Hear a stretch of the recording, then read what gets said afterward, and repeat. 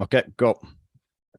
Oh, brother. Caught offside from just outside of New York City and from an apartment in Brooklyn, New York. Andrew Gunling, J.J. Devaney. 3-1. It ends for the United States men's national team at the World Cup. What's up, brother? Um, I don't know, man. How are you feeling? You tell me first, and I'll give you my thoughts. Um, very, bummed.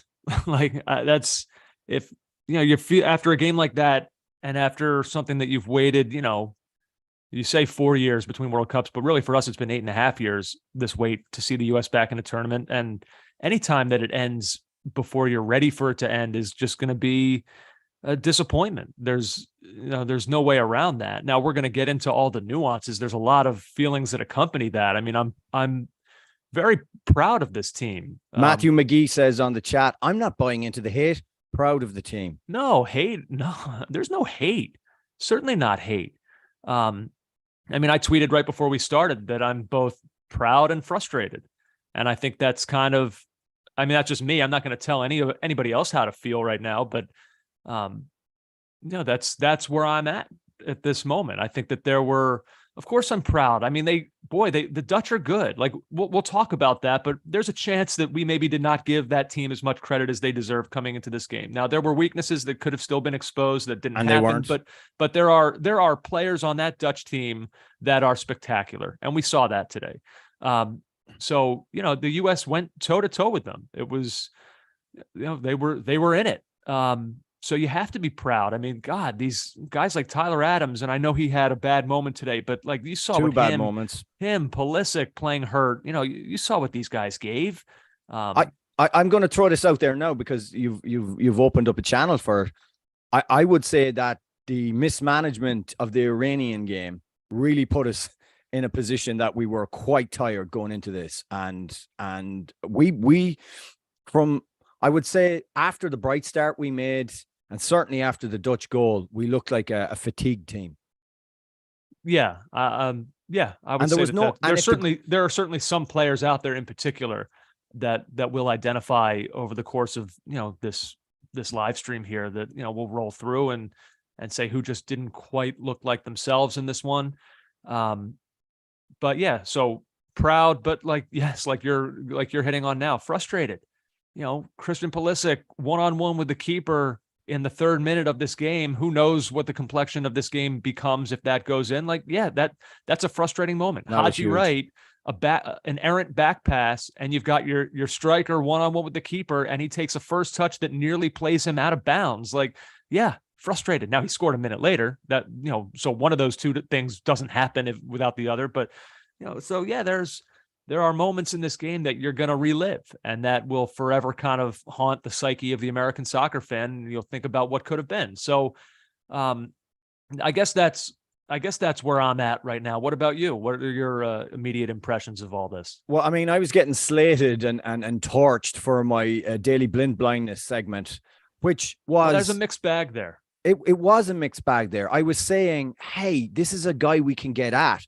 And when you saw Serginho Dest absolutely burn past him in the first half to put in a cross that typically, like all our crosses, went behind or was cut out, then you thought Jage is onto something. And then the other part was the pass progression, the way the Dutch move the ball into midfield and how important he is. And we saw that on the first goal and the third goal. We saw him play the ball initially into the midfield for the first goal, and then they broke down the right-hand side and cut it back for Memphis Depay.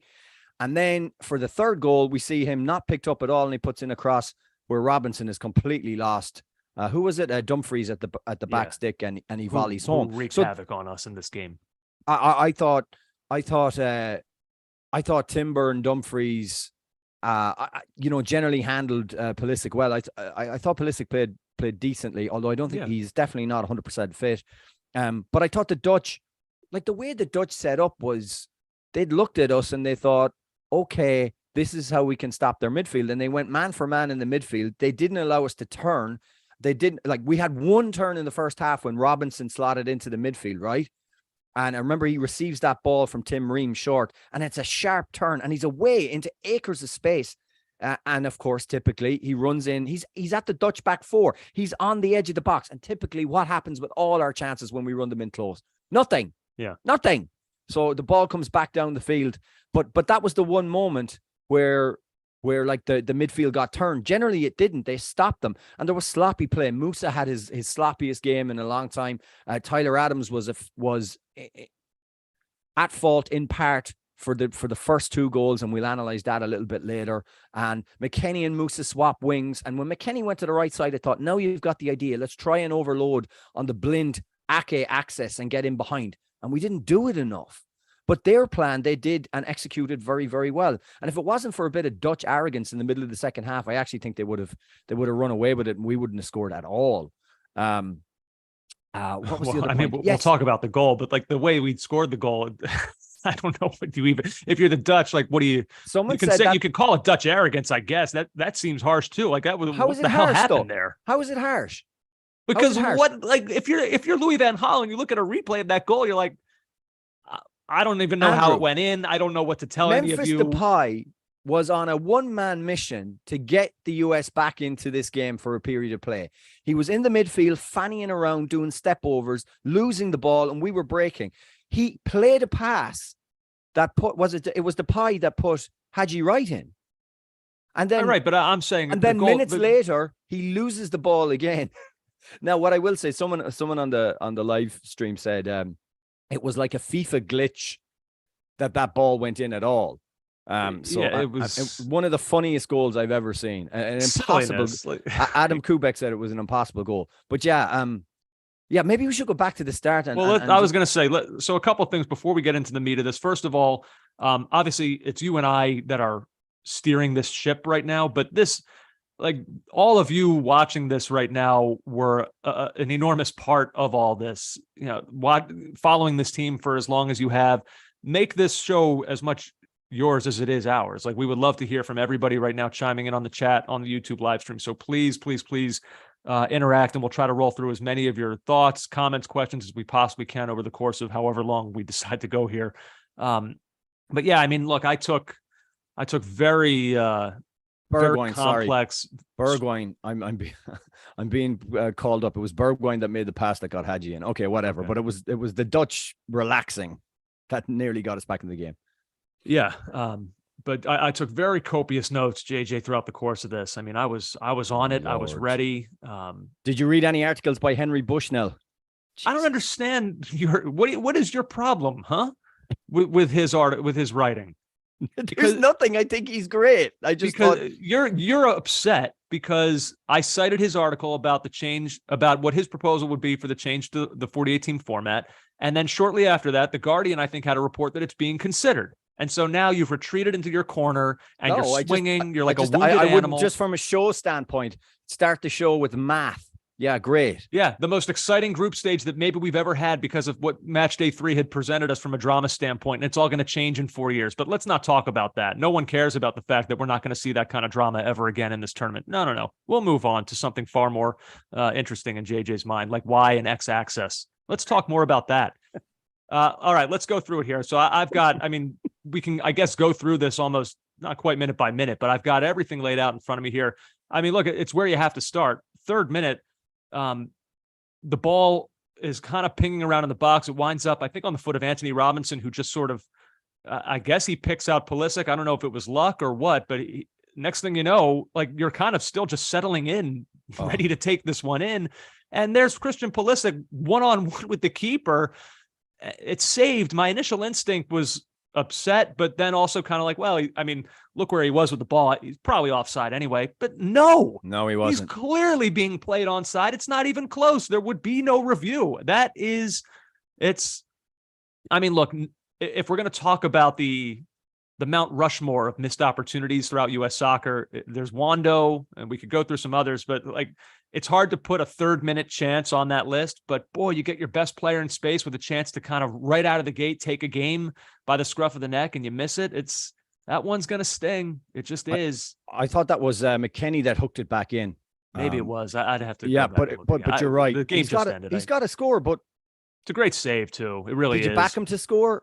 Not really. And that's a major point. Whenever we get into those positions, I have zero faith that net is going to rattle. I mean, it's with him one-on-one with the keeper. I don't know. Slightly I'll more. take my chances with Christian Pulisic. I just will. It's a Yeah. great save. Like I don't mean to make it sound like he blew it. It's a little bit of a tough angle. He doesn't have a ton of space as the keeper's rushing out at him. Their keeper, by the way, was excellent in this game, I thought. So yeah, he kicks his leg out and makes the save. Like it's not. I don't know that Christian did something wrong necessarily. Maybe there's people who know far more than I do about this stuff that'll tell me no, he should have rounded him. I don't know. No, I think I thought it was a good save. It's a little bit central. He wants to make him work a little bit, but he doesn't do it. And it's a good save. But what a start that would have been. And I thought generally the US did kind of start well. Like we had the first corner. No, I mean, go to that was 3rd minute. Go to the 8th minute. They take that quick throw in, which I love. Pulisic speeding down that wing, great cross, but nobody there. Nathan Ake's there for the Dutch, and he heads it clear. They've got the Dutch have. There's talent on that team. And the decision to start Ferreira was forced upon. I mean, when you look at his options, the options weren't great. Once Sargent couldn't dress, it was a problem. And I wouldn't Haji Wright didn't do anything to fill me with joy. I mean, there's an argument that Haji Wright did enough in the Iran game in his showing in that he shouldn't have come on at all for the US. But we don't have that many options, particularly at centre forward. But Ferreira didn't do very much in that first half. And then the other decision was to drop Cameron Carter-Vickers and bring Zimmerman back in, which I don't understand either. Was there something? I mean, would you say I think I agree with you, but I don't know. Were either of these decisions okay? Let's start with the Ferreira one. Can we go through one at a time before you hit both? So they started Ferreira today because Sargent can't play. I don't know. Is it one that you kill Berhalter for? I don't know what are his options. After Haji Wright's performance last game, no, I guess but if that doesn't work, and I don't know if that's the right way of thinking about it, but is now the time to be experimenting with a thing that you have not done in a year and a half? Yeah, but is now the time to put in a striker that you've lost faith in that he didn't have a minute. He hasn't played yet in the tournament. Right. So that's a risk of its own. Also, the center back issue. But that's what I'm saying is there are only bad options. So I don't know that I can kill a guy for just kind of choosing one. I don't know which one of these is right. We've seen all of the options with the exception of Weah down the center, but we've never seen that. So there's inherent risk in doing something that you've never done before in the round of 16 of a World Cup. But what I would say is, if you've got a hole in a pipe that's gushing water into your apartment, right? But you don't have the exact thing that can seal it. You try something else. You just do it because that's what you've got at hand. But to him, Ferreira was that something else. We have not tried him yet. Well, I guess so. But the centre backs, so Cameron Carter-Vickers, Zimmerman comes back in. Once the Dutch had realized we're going to go man for man and stop them doing the things in midfield that we like to do, or at least make it harder for us to do those things, then there was going to be a lot on the centre backs to try and play passes, and we just saw the limitations of both Ream and Zimmerman in the passing game. I mean, both of them had some really poor moments. Ream passed straight to the aforementioned Daley Blind, who we'll get to, and the Dutch broke on us down the field. That was before the goal, and I felt that was the warning. I was like, if we do that, we're going to be in trouble. And the Dutch on the break, I thought, were excellent, and LVG got his tactics right. Yeah, they were ruthless. That takes us to the 10th minute. I mean, as it was transpiring, the Dutch quick passing, quick movement from all the way at the back to all the way up front. I mean, as it was going down, I was watching the game with my friend Pat, and it hadn't happened yet. They were kind of working their way up to the field. And I remember I said to him something like, oh God, you could kind of feel it building. There was one moment once they got to around midfield, you could see that the US were now trying desperately to get back. And it was just going to be a matter of whether or not they did, or whether or not the Dutch's finishing on whatever this attempt was going to be was ruthless, or if it was going to just be a missed opportunity. But they were ruthless all game long. I mean, it was just a well-worked goal.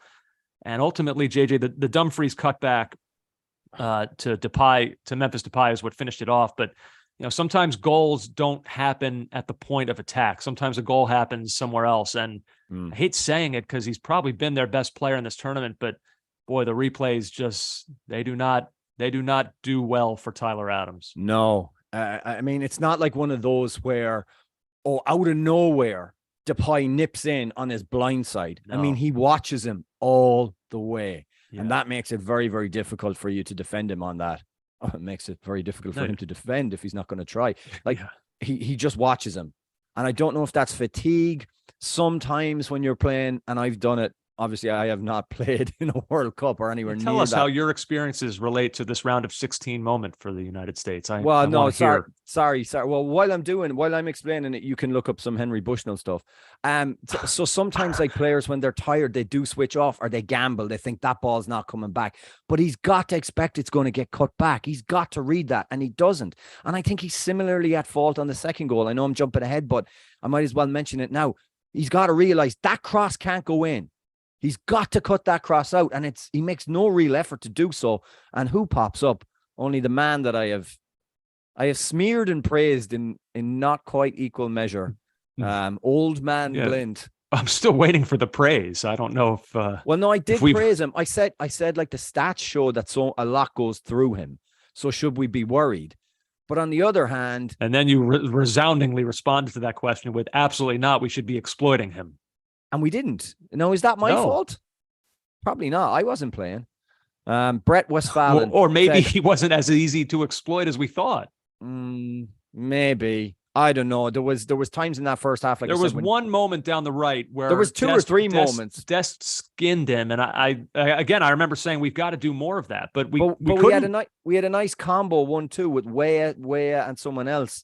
Was that maybe that was the Dest one. There was another one where we got in behind, but you look at Ake and you look at Blint there, and I'm thinking, get into that gap, do something in there. Now, the diagonal pass into that place was never on because of the defenders we had.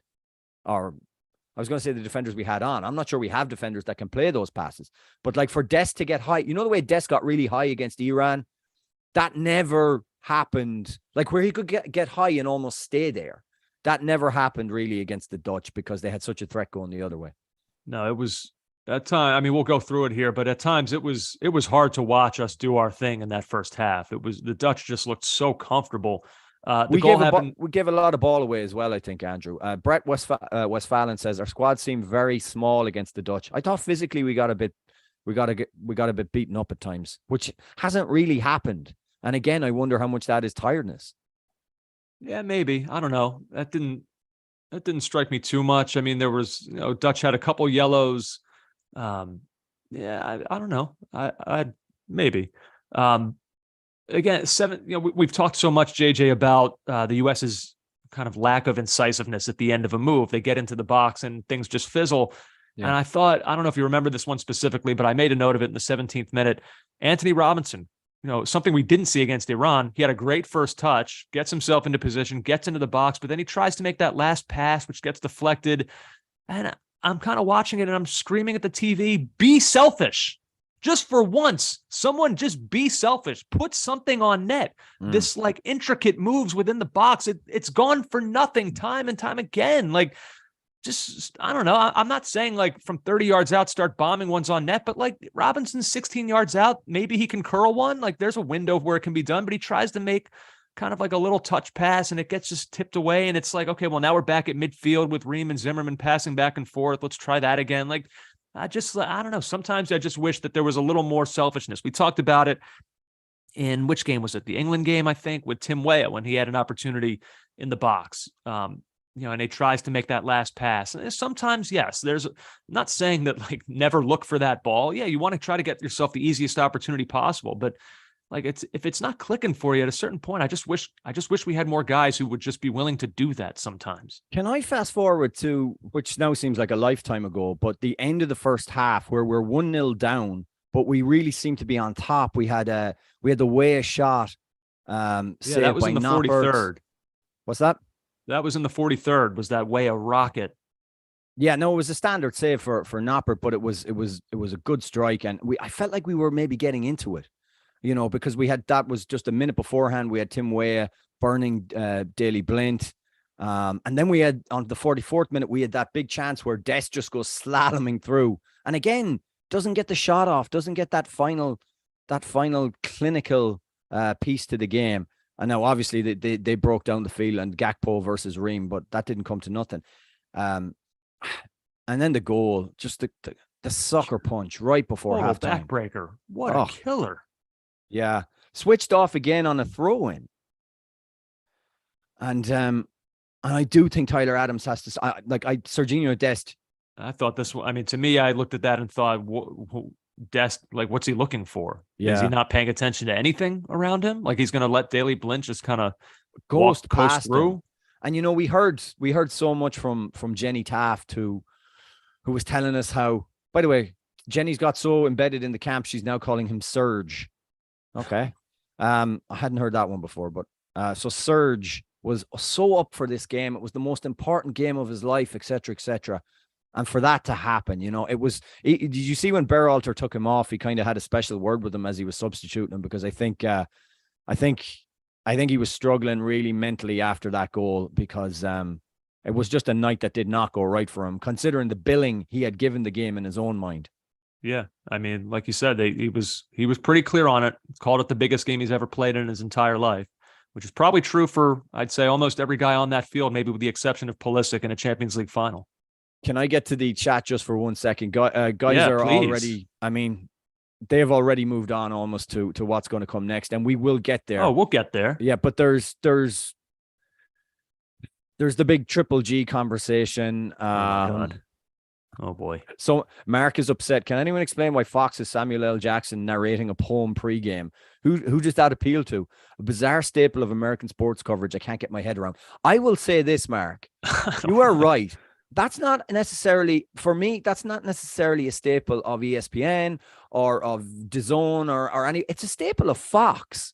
Fox are like, who's the biggest Hollywood star we can get to give a vague poem that could be read to literally any team, any team, and then play it over some recent highlights. That's what, that's people their staple. People have a problem with this. It didn't. I would never watch that and be like, "What are we doing here? Is this soccer? Is this the kind of coverage we like?" Who cares? All right, so they got Samuel Jackson. He's a famous American. They narrated our highlight package. Fine. But no, I think it's a quirk that Fox keep doing it. It's a formula. I guess. I've seen, who is it? Kenneth Branagh. I've seen him narrate all kinds of Tottenham stuff. I don't know. Is this unique? No, it's not. It's Fox go to it every single time, and it's kind of like you don't get hyped by it anymore. It's just like, oh, okay, who's the latest star that has no relation to soccer whatsoever, who's going to talk vaguely about this team? You lose me on this one. All right, I'm fine with it. We've lost Andrew, guys. We've lost Andrew. Because I can't possibly get worked up over that. I just can't. Casey Adkins is a funny one. JJ, talk about poems, but not future World Cup formatting, Devaney. That's a good one. Oh, that's good, Casey. But the point I would make just about that is, I'm so kind of into this tournament right now. I think I'm trying to avert my eyes from what's coming. I guess that's what I'm doing. Anyway, right. Second halftime. Yeah. Second half starts out, 49th minute, corner kick. This one was actually really well worked. Didn't see that very often throughout the course of this tournament or ever with this team. But, Weston McKennie is one of your danger men on these opportunities. And sure enough, it finds his head, gets right to Ream from a couple feet out. And yeah, I don't know if it's cleared off the line by, I think it was Gakpo. And it just, will this goal ever come? That was, if I'm kind of listing the big opportunities in this game, the Pulisic one is number one. This one, a pretty close second, I would think. You've beaten the keeper. Frustration, just extreme frustration when you're the U.S. and you're facing, we can say that the U.S. are close to the Dutch. I know a lot of us felt good going into this game about our chances, but let's just be honest about it. The Dutch are the superior team. They're better than the U.S. That's fine. That's a fine thing to admit. And so when you're in that situation, boy, wasting opportunities that you should be scoring on is just like a death blow. Like it's just stuff that can't happen. One of these has to be converted. No, you're right. And I think in the second half, the Dutch had a few breaks on us where they should have cut us open and they didn't. And that left us in it a little bit. And then there was almost like, I'm using the term football arrogance. They felt very comfortable in their skin where they were at in the game. And that got us back into it a little bit. But again, didn't create that much. So can we talk about that for a sec? Yeah. I think you've hit on something that I definitely wanted to discuss. And that is the Dutch's approach to this game. They were, I mean, from the time their goal was scored, really, but maybe even a little bit before then in the first 9 minutes, boy, they were entirely comfortable to not touch the ball in this game. I mean, it was clear what they were set out to do is, okay, and you know, if Louis van Gaal had like a roadmap of how he would have preferred this game to have gone, it was followed pretty much to a T, I would say. Score an early goal, and then we are going to set up defensively. We will allow them to pass the hell out of that thing. They're not breaking through us, and we're going to bite them again on a counter. We're going to finish them off late. Like, I mean, he was probably back in the locker room after that game in their team talk saying we did exactly what we set out to do today. I think Van Gaal did his homework. I think he looked at the US performances, generally speaking, against, obviously in the group weaker opposition in the Welsh and the Iran game. And I think he saw a team that was, okay, this is what they can do. This is what they can't do. Let's make sure their midfield doesn't have it easy. Let's make sure their center backs see plenty of the ball, because they're not going to be able to play any dangerous passes. They're not going to be able to play any incisive passes. Let them pass it in front of us and we'll be fine. And they generally were. So can I ask you a question about that? Yeah. I'd be curious for your thought on it. So the inability for Ream and Zimmerman to make what you refer to as the incisive pass. So they've got the ball. Like if we had like a chart in front of us of where the ball was primarily handled through the course of this game, I would say right on that center line with those two guys being like the most deep red on that thing. Like it was Zimmerman and Ream over and over at that midfield spot. We can all picture it in our head. Now you say the inability to make that pass.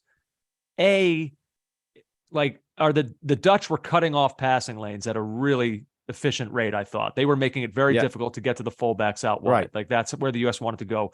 So once that's happened, okay, we can sit here and we can talk about Ream and Zimmerman not being able to make the pass, but where is the ball supposed to go? Like, what's the pass that they're supposed to make? Shouldn't, you saw it at times with Musa and Ferreira trying to drop in and give them that ball and down the center, but it felt like that wasn't there either. Like you're right. I was frustrated watching those two guys, but like, then I took a step back and I was kind of thinking, well, the Dutch are shutting off passing lanes. Where are they going with this? Right. But that's what I'm talking about. Like say where you get your fullbacks higher and so what some teams do to break that, Andrew, and it's where we're probably not able to do it, is on one side of the field, they'll bunch up, they'll maybe have 5-6 passes, the midfield will keep it a little bit, and it'll come out, switch out to a midfielder or the center back, having drawn in the opposition, who'll play a diagonal to the far side.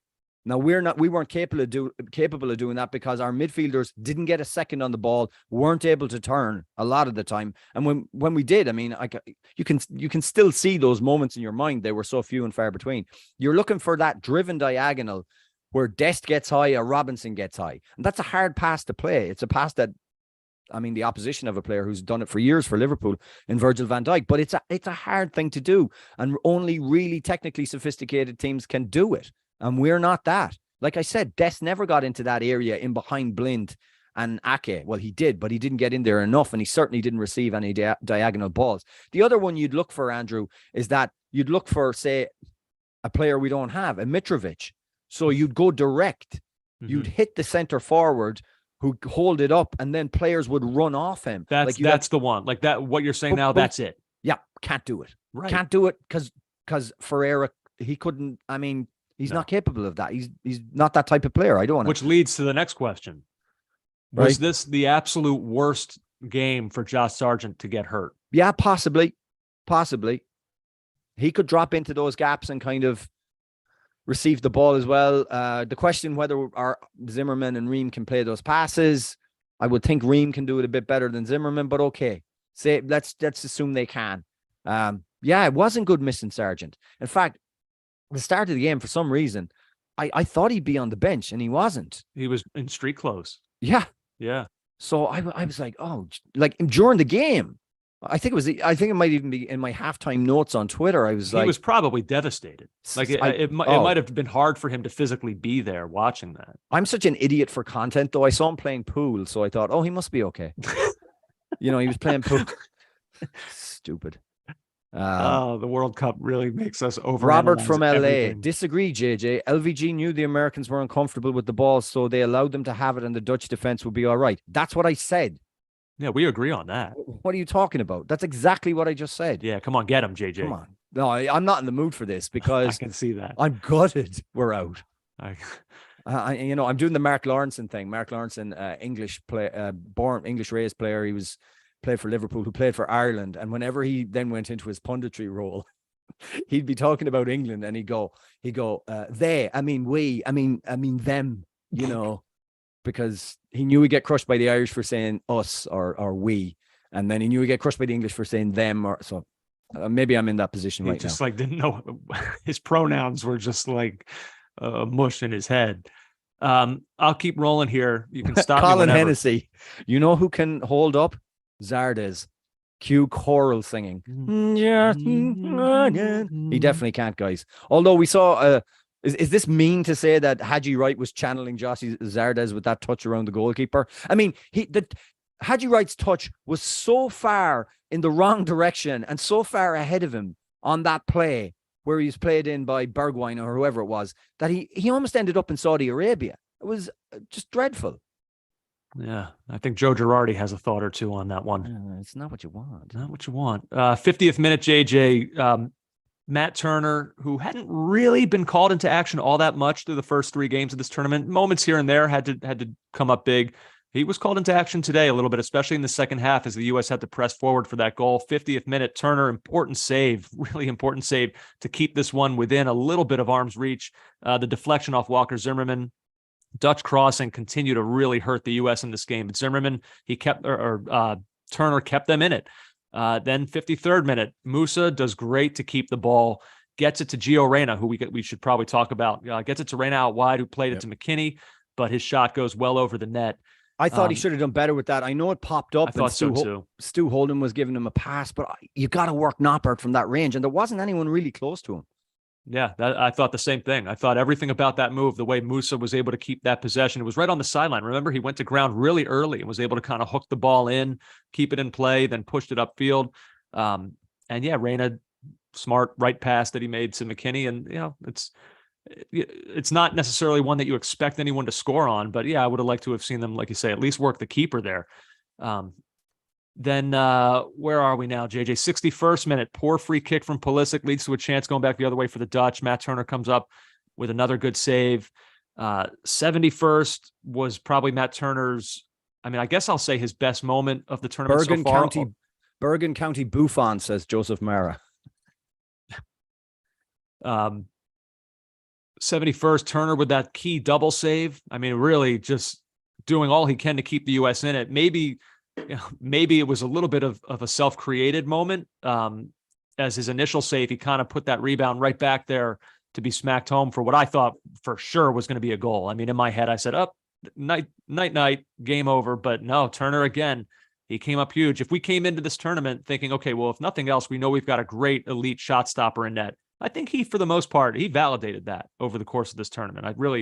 I come out of this feeling really good about who we have back there, despite the fact that 3 goals went by him today.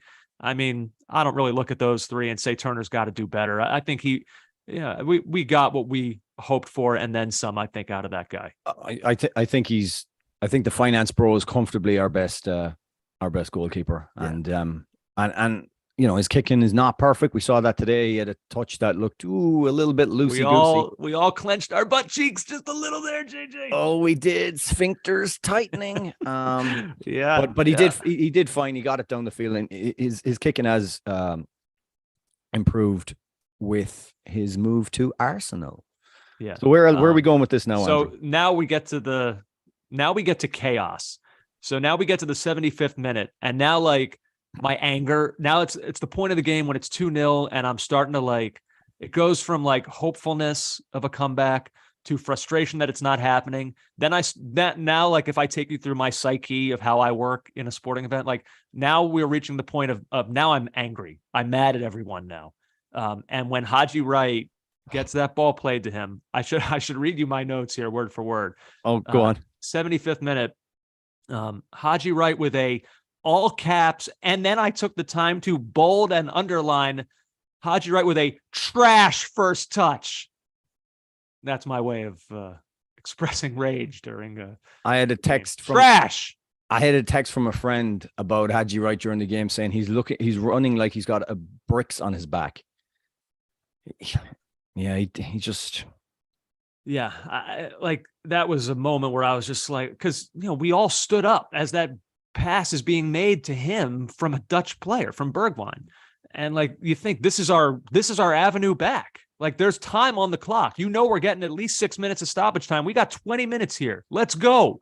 And then you see that first touch and you think this ain't happening. Like what are we doing here? Like not having that number 9, it's come back to bite us at a terrible moment. Like this was peak frustration mixed with rage. But then it's a minute later and he goes and scores a goal that I don't even know how the physics of it allowed it to happen. It was almost the bizarreness of the Omar Gonzalez own goal against Trinidad. Like what? How does this work? How is the ball in the net right now? I don't understand it, but I love it. Let's effing go.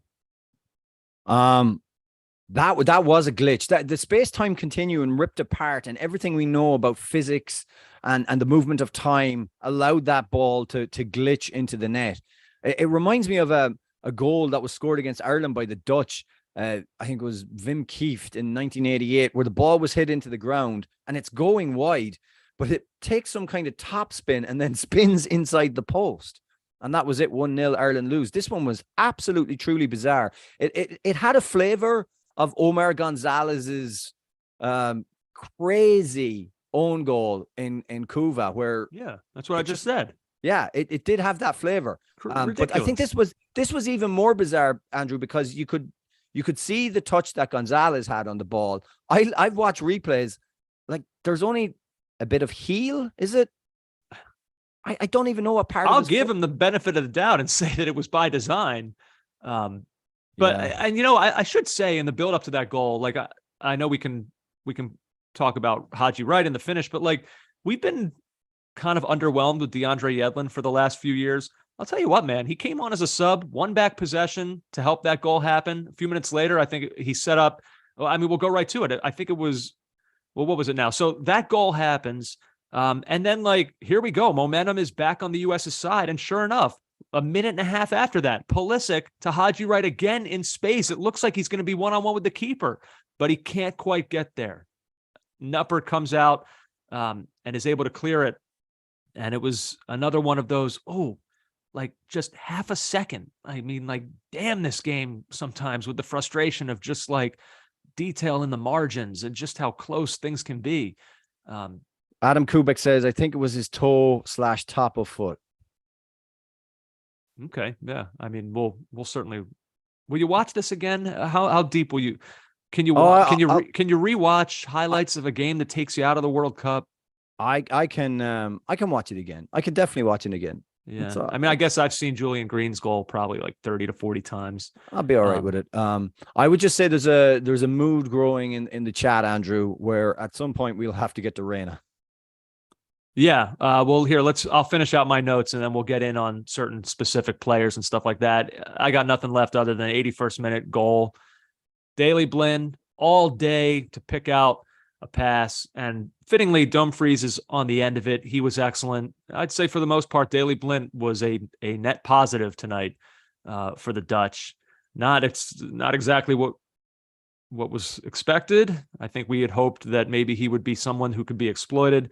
Not the case. His pass was gorgeous, and that was it. Lights out. That was lights out. A total gut punch, because you just thought like you had about 15 minutes or so there, and it felt like there was momentum, but It was not meant to be. 3-1 is how it ends for the US, JJ. Frustrating stuff. So now we can go deeper now. You want to talk about Gio Reyna? If that's what the people want, let's go right to it. I mean, let me just give my view on it. I didn't think it was controversial. He didn't start. I didn't expect him to start. Now, I'm not saying that's the right decision. I just, from the accrued knowledge we have of Greg right now, who thought he was going to start this game? Well, also too, where exactly is he? Who are we taking out? Are we saying that he's going to be a false nine? He's going to play that position where Jesus Ferreira played? I mean, I guess, in hindsight, sure. I guess anything would have been better. But I just don't know. Greg didn't seem interested in experimenting in that way, which again, I kind of get that. That's something JJ, remember, wouldn't it be a little disingenuous of us to say, what's he thinking, not trying that to start him at that position? That's the kind of stuff we used to get on Klinsmann for, where it's you get to the knockout stage of a Gold Cup and all of a sudden, he's doing stuff that just we've never seen before. And now we're out in the semifinals. I don't know. I feel like I understand that not happening. I understand Reyna not playing that position that he has never played for us before. Yeah. For me, the whole idea was to bring him into the game. Greg talked in the pregame about the game state. So he came in at the right time. And I didn't see the place for him to start. I never expected Greg for him to start. And I think I just thought, hey, he will come on, he will come in, he will come on. And he did. And I don't have a huge amount of issue with that. Now, the question is, did he make any difference? Right. I'd say not really. No, not really. Now, look, that doesn't, just because that happened, again, I don't know. I would love to find out one day just what Gio Reyna's fitness was in this tournament, because it's very hard to sit here and judge the decisions that were made without knowing that. And the information has been mixed. We've heard, we've gone through it. We don't need to revisit all that, but the fact of the matter is we don't know. So yeah, if we're ever able to find out that he was 100% fit and this idea that he was hurt is not a real thing, then sure, we can. Then I think it's fair to look at this differently, but we don't know right now. So it's hard for me to say that he should have played more in this tournament or not. I don't know. Here's some of the stuff. Matt Graham, of course, Reyna should have started. So in that case, his hamstring goes, you only have to sub that position once. Is that sarcasm? Jimmy Skits, Reyna's been injured off and on for what, 6 months to a year. Why would he start? And by the way, even when he was healthy, we can go back, JJ, to some of our podcasts that we did during qualifying. And I remember specifically talking about Reyna and Aronson and saying these guys are great, but where, there's no natural fit here. We're kind of loaded in one spot of the field, and it's hard to find exactly where these guys slot in as part of our starting 11. So yeah, again, it's frustrating that through the group stage, he only played 7 minutes. If he was fully healthy, to me, that is not acceptable in 3 games that were on a knife's edge. Although Iran, I kind of get it, because you didn't really need Reyna when you're trying to, if their mentality was, we're going to defend the hell out of this lead, then it makes sense he wouldn't come in. But the 2 games before, if he was healthy, yeah, of course I would have wanted to see him more. I was clear on that. Yeah. Austin Griffin, why change our system for an injury-prone player like Reyna? So some people are saying Reyna should have started at the 10.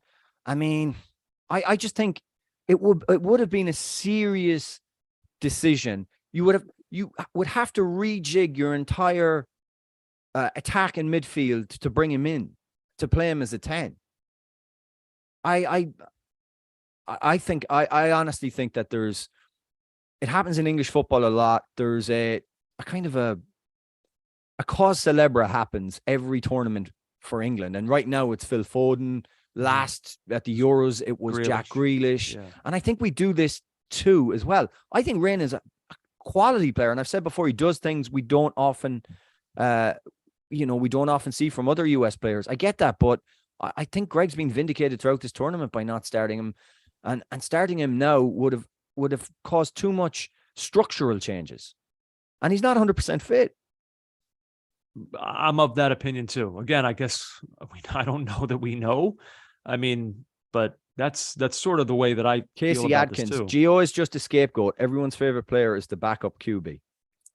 There's a little bit of that in it too, and but I don't want to criticize people either, because you've got your opinions, you're entitled to them. But and again, in I can see other systems where he starts, but not this one. Yeah. Yeah, I tend to agree. I tend to agree with you.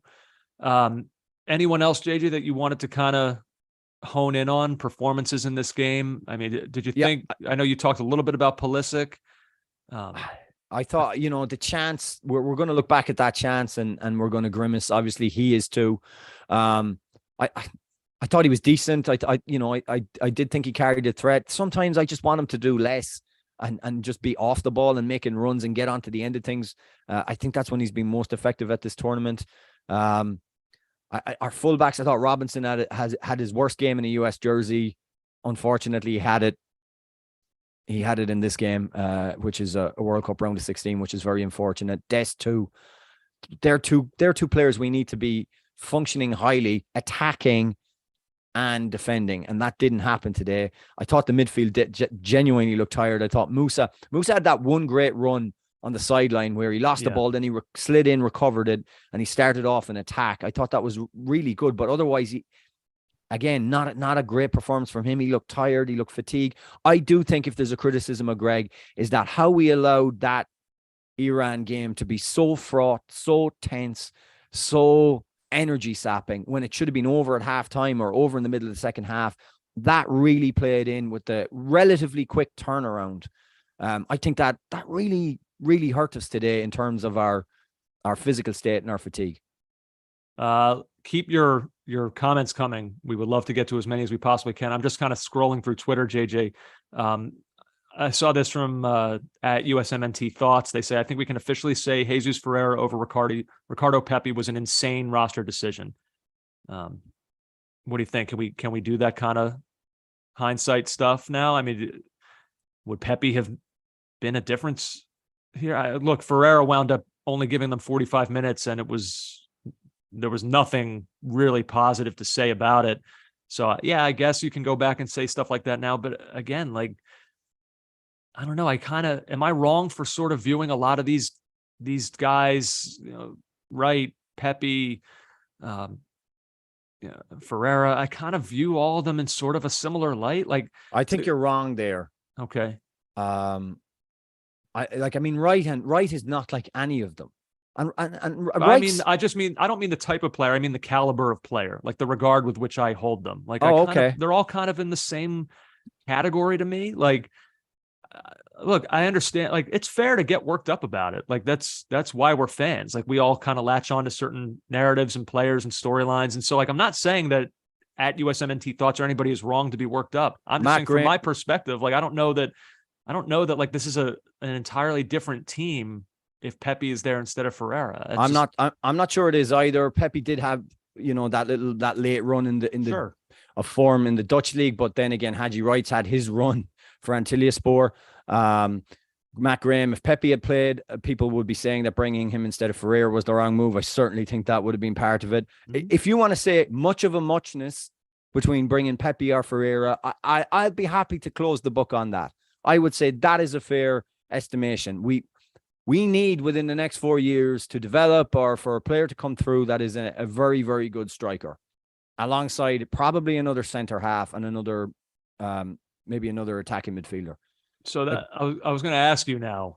So what happens now? Like, if the people want this kind of thing, I don't know, you're monitoring the chat. I don't have it in front of me. If they want some kind of like look ahead or retrospect, like, I feel like the next pod that we do is the one where we actually sit down and like sort through, okay, what do we need to address? Like all that kind of, like the retrospective of all this and where we go. But if people want like initial thoughts, I'm happy to give some. Well, there's a lot. So there's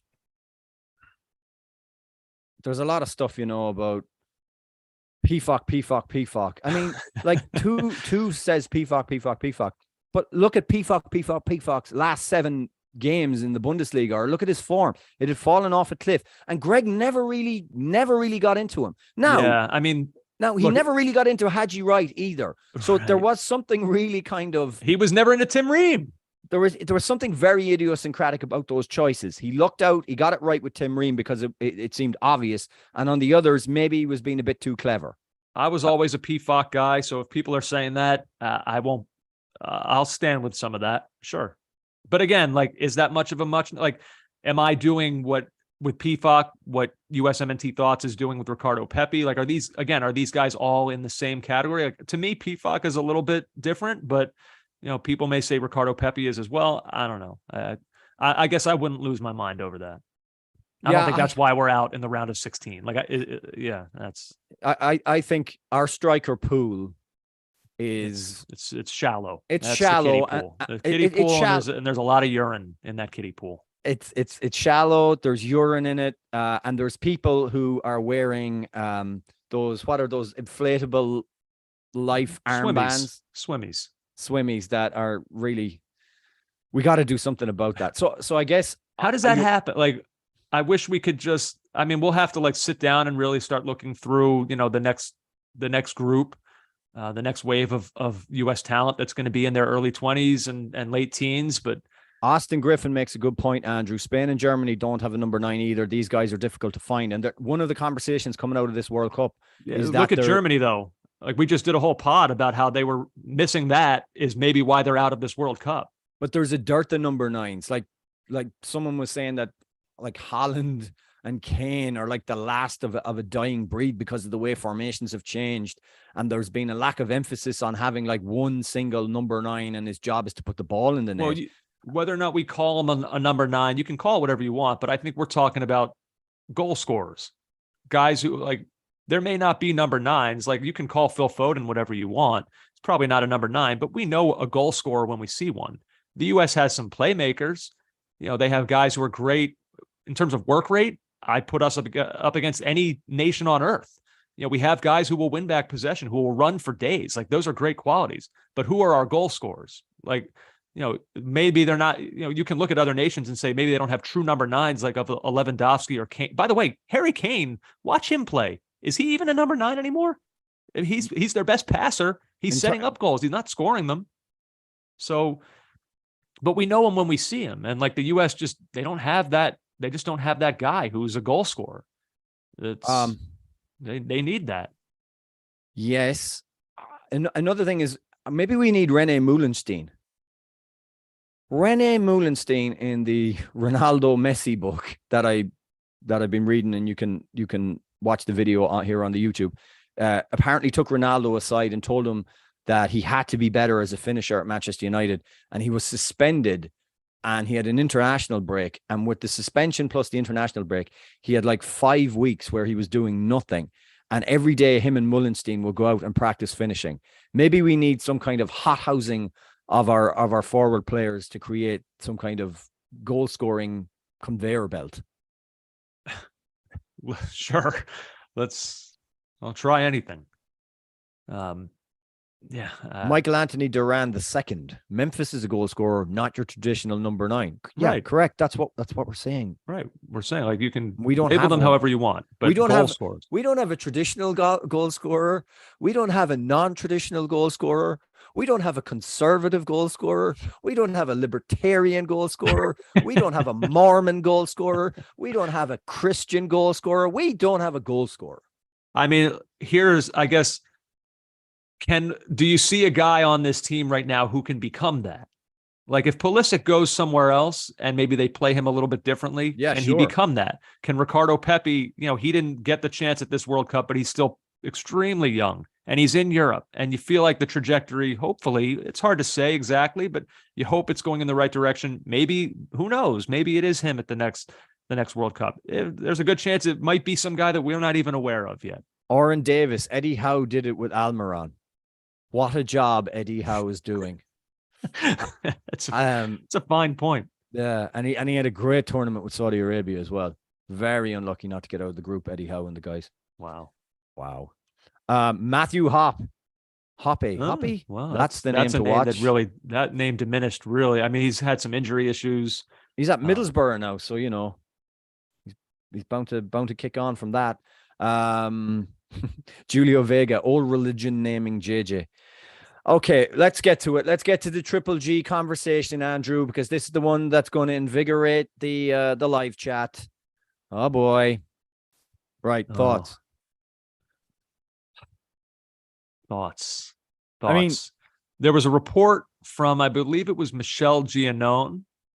I don't know if it's a full, like, this is happening, or if it's kind of being suggested as a possibility that no matter what happened in this tournament, the U.S. and Berhalter are going to be going in their separate directions. I have no idea if that's true. Wow, I did not see that. Yeah, if you look it up, you'll see, you can find it as I'm talking here. Maybe you should look that up and let me know if I'm off on that at all. But I don't know if it's true, and I don't know if it was really how it was exactly said, if it was said as any kind of fact that this is a thing that is going to happen, or if it's just something that is a possibility. I guess it's not even fair to speculate on what is or isn't going to happen. I think it's more about what we think should happen. I mean, if you think that I think for me, in this tournament, like if this tournament was going to be the measuring stick by which we judge Berhalter and if he should continue or not, I think the line for me was pretty clear. If we didn't get out of the group, you could say goodbye, and I think it would make sense. We got out of the group, didn't give up a goal in open play during group play. If it was still him, oh boy, I see torches being lit. They are forming at the gates, JJ. If the US if they choose not to fire Greg Berhalter after this World Cup, I would be okay with that. If he's our manager at the next Gold Cup next year, I would be okay with that. There, I said it. Okay. Let's go through the comments then. Oh, dear God. Austin Griffin, manager shouldn't last more than one cycle. End of discussion. I mean, if people think that as a rule, then sure. Like I won't fight. Like if you think that, if Yogi Löw wins you a World Cup and you believe, okay, well, your job is done, on to the next one, then like, fair enough. Then I'm not going to fight you off of that opinion. I don't know that I necessarily agree with that. Kyle Dawson, Triple G in. Casey Adkins got today woefully wrong. Wesp, GGG out. Eddie Sanchez, Marsh for manager. Not happening. Marsh is a young manager, relatively speaking. He's also at the top of his game. International football would be a step down for him. Can I bring up a point real quick? I was going to save this for our next pod when I thought we'd really go deep, but F it. We're talking about it now. F it. So I've been thinking about it a little bit over the last couple weeks. And I've been thinking about guys like Southgate at England, who's taken them to a World Cup semifinal and a European championship, and the fans generally don't like him as their manager. I've been thinking about Didier Deschamps, who has gotten to a European final and won a World Cup, and fans generally are not thrilled with the job he does as their manager. I was talking to a friend of mine who's Australian, who's saying he was so glad that Australia had advanced to this stage because a lot of fans wanted Graham Arnold out as Australia's manager, which he didn't think was fair. Another guy, Australia, majorly overachieving. They're going to play later today.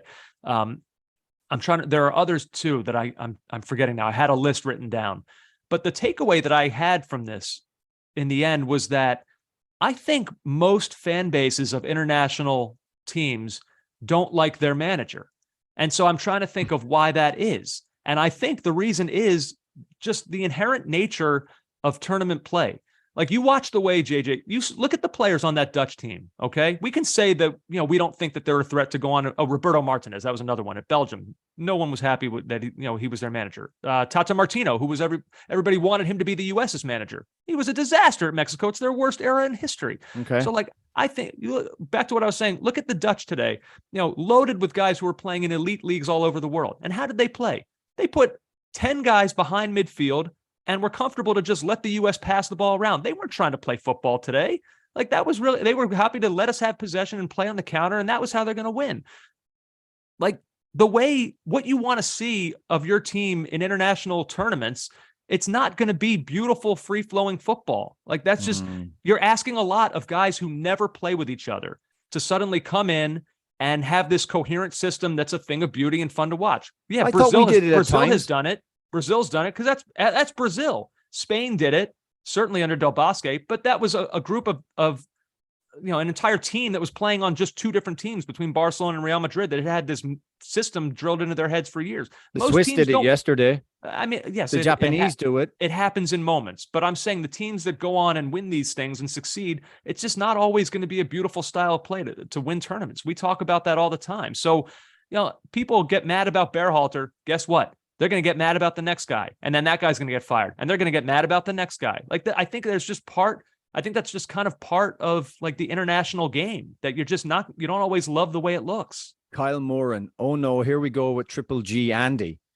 Fine. Call me that all you want. Like I don't have to go defend my record. I've been disappointed with a lot of things that they've done, but like when push comes to shove, I don't know, like you want me to S on this guy who's won trophies for this team, got us back into a World Cup, got to a round of 16 out of a difficult group, and played well against the Dutch. Like, what am I supposed to say? Oh, but he didn't bring Pepe. Fire him. I don't care about all the trophies and getting to a World Cup and advancing. Like, we didn't bring a guy who's okay to a tournament. Like, is that what you want? Like, again, I don't want to get too angry about it because the criticisms of him, they're fair. Like, I do get it. But this idea that like you're dumb if you want him, stop.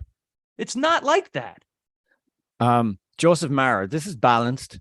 Joseph Mara, like Fox, fair and balanced. Greg did enough in this tournament, but in my opinion, he doesn't do enough in-game management to warrant him staying the manager. That being said, it seems harsh to sack him. Trey Brown, that's fair. That's fair. If you can get a better coach, why wouldn't you? Triple G doesn't hold his team back per se, but he doesn't raise its ceiling.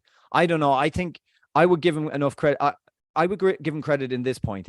I think they play dramatically better football than anything that was served up over Klinsmann, Reina, or even before that under Bob Bradley or whoever you want. Dramatically different. Now, hey, they have better players. So with better players, more is expected.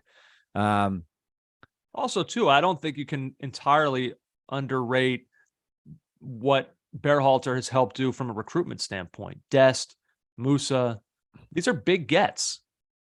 So, that I think that's also important. Jorge Ramirez, love you guys, but Triple G is junior varsity. Nick says, I love John Herdman, but he made mistakes as well. Let's see. Kyle says Triple G can't go out and score himself. I did think there was things today that Greg Berhalter has no control over, none whatsoever. Anthony Ortiz, I've been a fan for 20 years. Come on, man. We have young talent. Let's match the talent with a better coach. It's reasonable. The Golden State Warriors did that with Kerr over Jackson. Anthony, tell me who the coach is. The best coaches want to be in club football because that's where the money is and that's where the day-to-day ability to change things is. That isn't the case in international football. Give me a name. Guys, start giving me names in the comments. Also, hit likes. No, again, the U.S. fan base, again, I Easton think that Bielsa, Marsh, Martinez. Roberto? Poch is not taking the U.S. men's national team Mauricio job. Pochettino's not taking this job.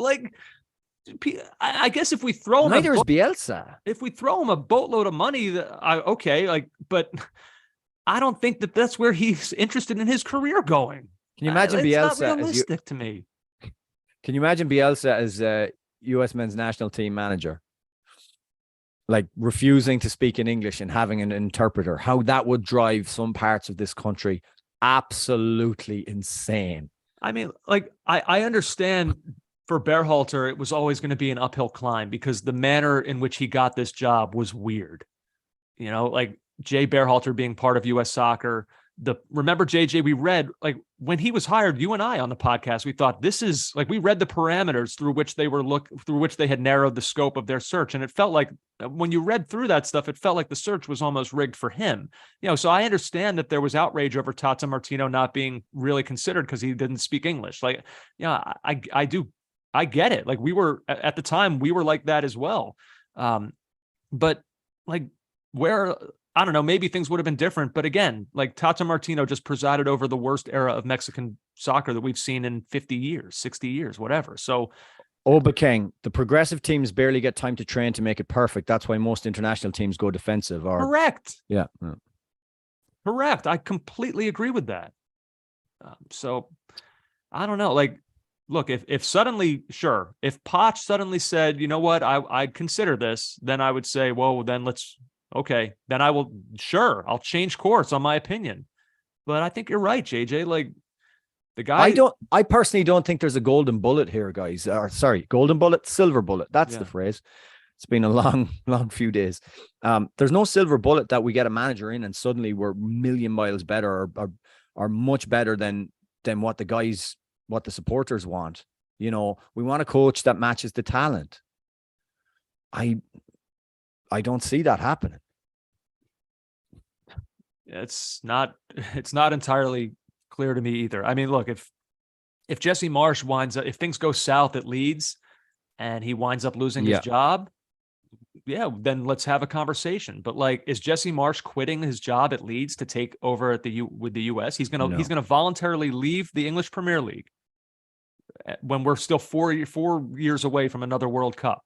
Like, he's prepared to do that. Like, let's see if Triple G presides over the next Gold Cup, or if we're in Copa America in 2 years, if we get invited into that, something like that, and it's not going well, then that's like, there's enough time to fire him and reassess and bring in another manager. But I don't know, unless, like we said, I forget who it was that said earlier that they just believe after each cycle it's time for a change. Then okay. But like, I don't know. I don't see that. Here's two from the chat. Andrew Walshlag. Did you guys know the US has a set piece coach? I didn't know that until I heard it on the broadcast of the last game. I wouldn't have known that if I watched the set pieces. Yeah, my buddy, after they said that, my buddy that I was watching with said, and he has been promptly fired. Oren Davis, Jim Curtin, he knows the current players and MLS. I mean, down the line, maybe, but Jim Curtin's probably a guy who thinks, I'm going well here. Maybe there's a chance I get a job in Europe or a few years in Europe. And if he takes an international job, that's not going to happen.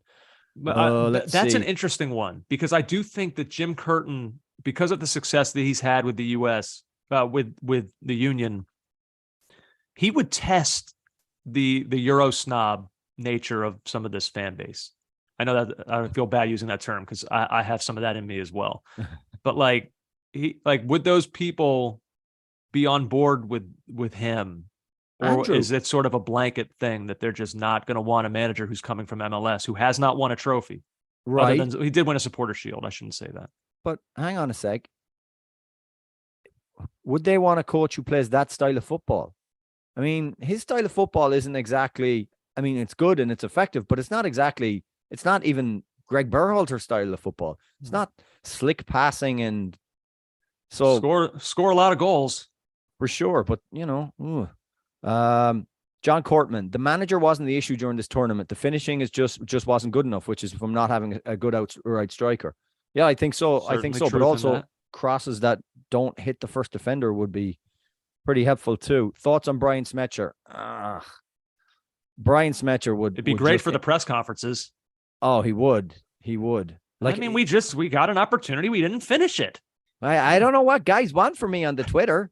I mean, I'm trying my best, darn it. Aren't I? Playing the players I'm playing. We did our best. We don't deliberately try and miss, you know. Can okay, people goodbye. In the chat, or anyone listening, if you're listening to this later as a podcast and you want to tweet us, I would love to compile the list of the greatest lightning rods in US soccer history. Like it's just funny that Berhalter, if you look at him, he's kind of like, he's a fairly mild-mannered, kind of unassuming guy, like not really a controversial person. He's not like brash, really. He's like, he is the definitive lightning rod to me in the history of this program. I wonder who else is even on the list. I guess Michael Klinsmann. Bradley. Klinsmann was Bradley's a good one. Josie Klinsmann was Altidore. a huge lightning rod. Josie Altidor's there. I mean, do any of these reach Triple G level? Like the conversations about him have just been fascinating for since the day he was named. Gabriel Linas, Triple G has the team controlling the ball well. That's progress. Is it possible that Berhalter will learn an alternate tactical approach and grow as a manager between now and 2026. Like, I don't mind his tactics per se. I think the issue with Greg often is just team selection and an overriding sense that he has got a vendetta against one of Claudio Reyna's sons, so it's we don't know if that's true. Well, I don't think he does either, but that's the percent. Well, there's got to be something wrong. How can he not play him? There's a lot of, I don't know. Andrew Hayes, Irv Renard. I mean, I know he's sexy right now and sexy generally. Almost literally. Yeah, almost literally. But no, I don't think so. Michael Anthony Duran II. He got everything wrong today. I mean, he didn't get everything wrong today.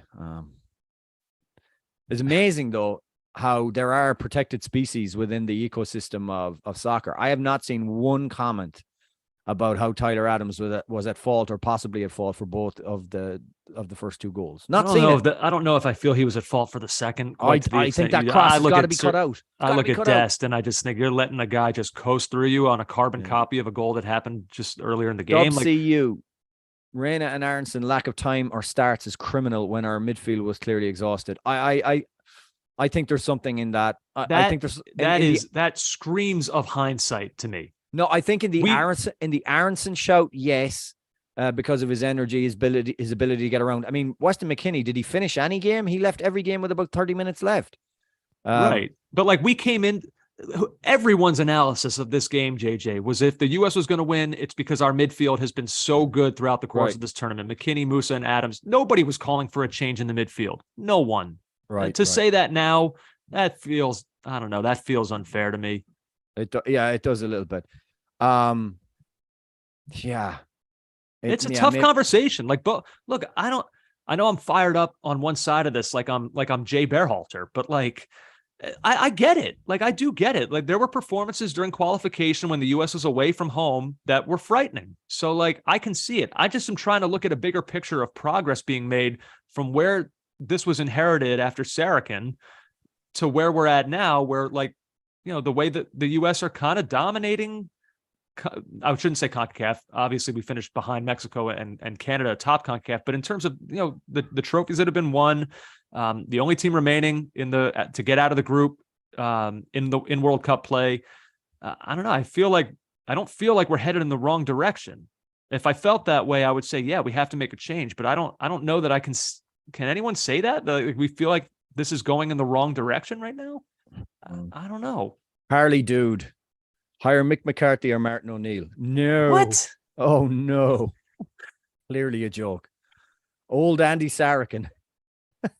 We'll never know. We'll never know. Oh God. What do we do here, Andrew? How do we? JJ, I was so up for this game, as all of you were. Like, I texted you last night.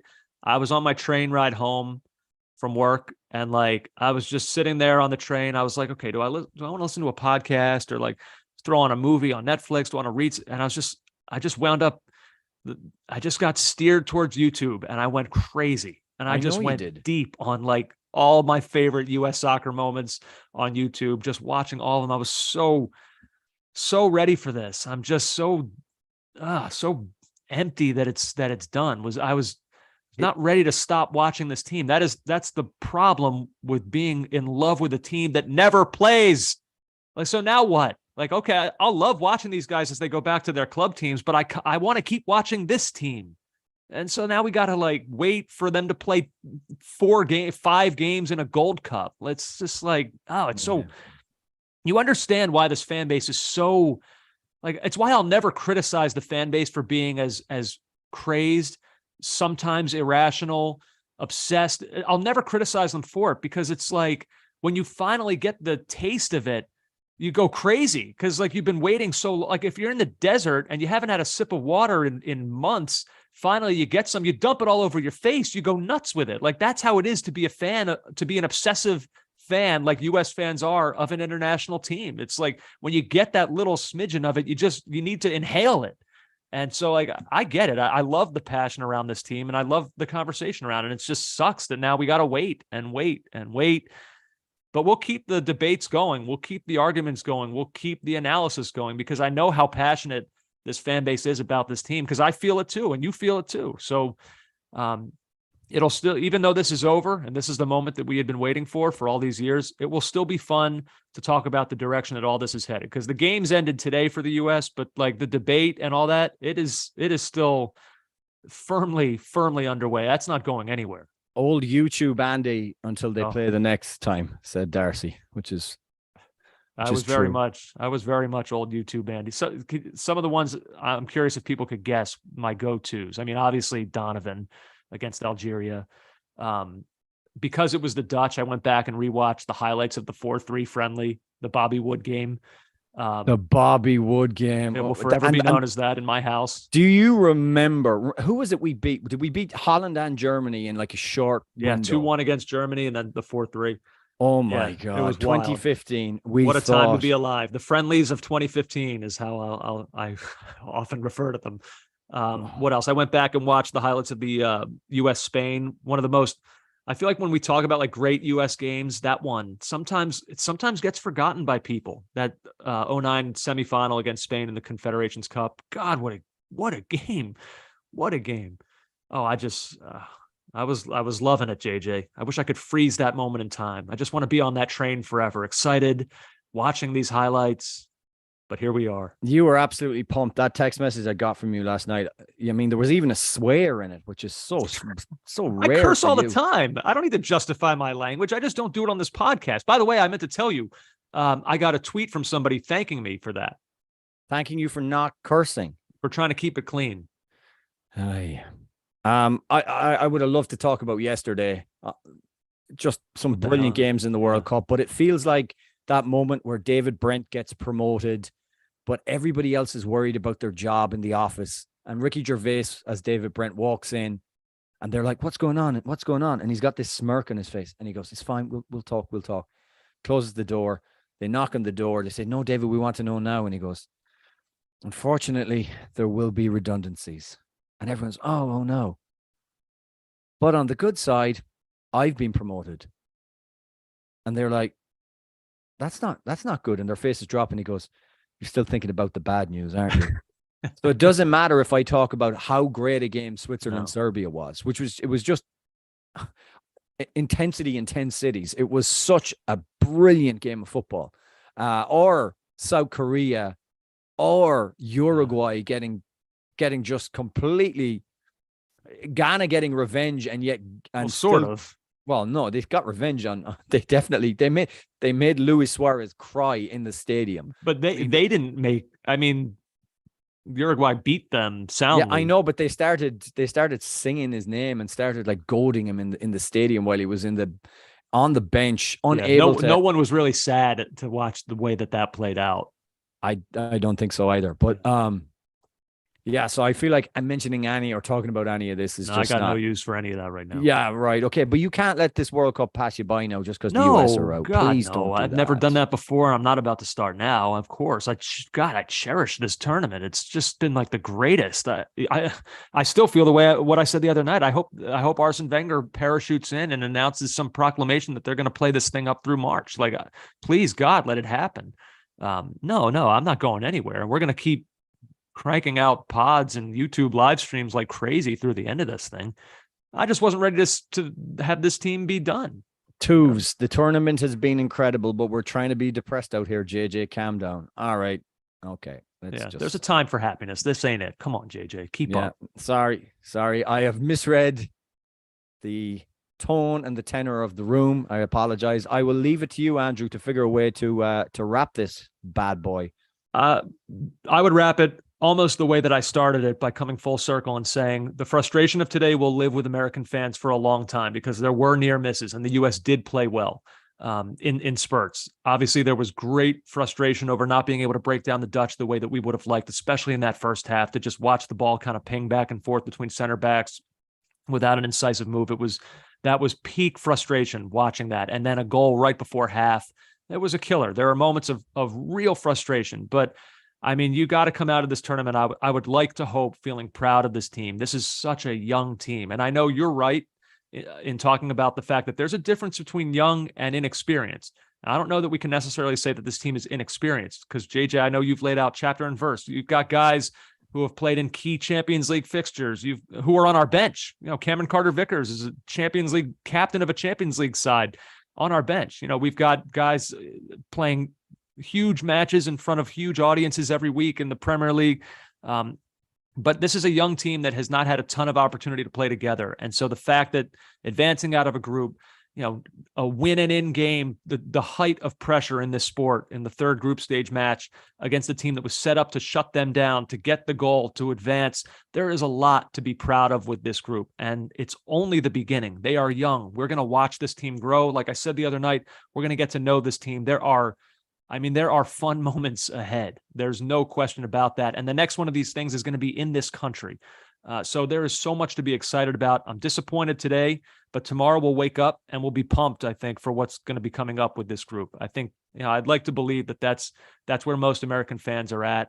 JJ, covering the U.S. with you specifically has been a joy through qualifying. I think of, I was thinking about that, yeah, what a journey. That like this World Cup is so fun because like you and I think I hope most people listening to this would agree that like, we are never going to be gatekeepers of this sport in this country.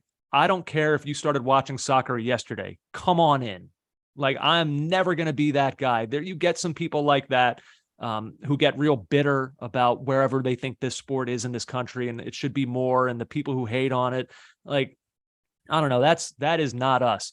But I do think sometimes, days like today, the excitement of today, it means a ton to every American who likes sports, who woke up to watch this thing. But I think, JJ, about the people who were tweeting at us in fits of rage after frustrating matches late at night against Panama or El Salvador or Honduras. Like, I do think about those guys and girls, who like this stuff really.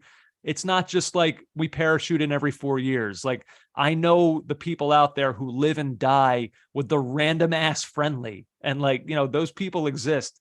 And so like, we want to be here for all of you guys, the ones who just came aboard and the ones who have been with us through the last 8.5 years of watching this thing fluctuate, good times, horrible times, good times.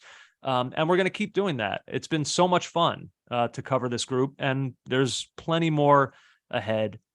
Like I said, keep subscribed on the YouTube feed. Keep your notifications on, because we're going to do a lot more. Keep your feeds refreshed, because over the course of the next few weeks with this World Cup, lots of content. And then it's going to end, and we're going to get right back into Premier League, Champions League, all that. So this was fun, but this is only just kind of one chapter of it that's closed.